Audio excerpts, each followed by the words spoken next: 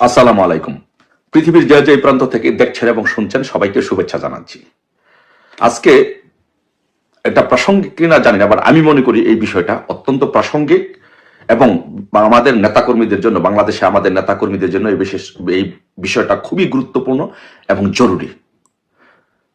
আমাদের কারো মনোবল হারালে চলবে না, মনোবল চাঙ্গা রাখতে হবে। এবং এইটুকু আপনারা জেনে রাখেন যে আজকে আমাদের মাননীয় প্রধানমন্ত্রী বঙ্গবন্ধু কন্যা শেখ হাসিনার বিরুদ্ধে যেই রায়, ডেথ পেনাল্টি রায় ঘোষণা করেছে, সেই রায়টি ফলে আজকে আমাদের প্রধানমন্ত্রী বঙ্গবন্ধু কন্যা মাননীয় প্রধানমন্ত্রী শেখ হাসিনা উনি বাংলাদেশের নেত্রী থেকে আজকে বিশ্ব নেতৃত্বে রূপান্তরিত হয়েছেন।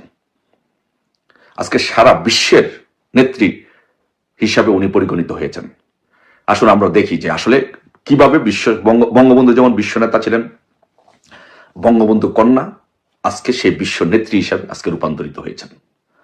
আজকে ওনাকে বিশ্বের মানুষ, সারা বিশ্বের মানুষ ওনাকে আজকে নিয়ে কথা বলছে, ওনাকে নিয়ে আজকে ওনার প্রতি আজকে সিম্পিতি দেখাচ্ছে। দেখেন যে যিনি, কেন এই কথাটি বললাম, যে বঙ্গবন্ধুকে 1971 সালে 4 ডিসেম্বর পাকিস্তানের সামরিক আদালত মৃত্যুদণ্ড দিয়েছিল।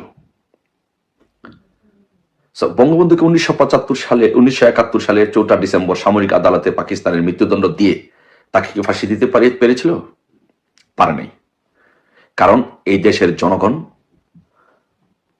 বঙ্গবন্ধুর সাথে ছিল, সারা বিশ্বের মানুষ বঙ্গবন্ধুর পক্ষে ছিল, যার জন্য বঙ্গবন্ধুকে ফাঁসি দিতে পারে নাই। আজকেও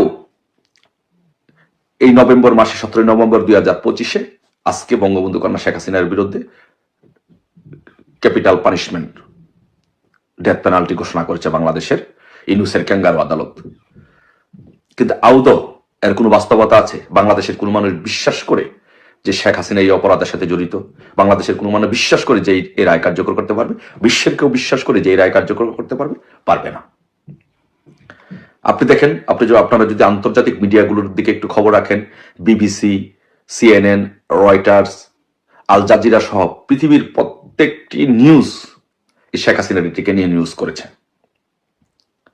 এবং পৃথিবীর আন্তর্জাতিক মানবাধিকার সংস্থাগুলো এই রায়ের নিন্দা জানিয়েছে এবং এটাকে একটা পরিকল্পিত পলিটিক্যাল ভেন্ডেটা হিসাবে এটাকে আখ্যায়িত করেছে।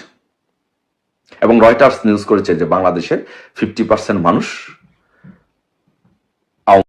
যেভাবে শেখ হাসিনা বিশ্ব নেতা হলেন।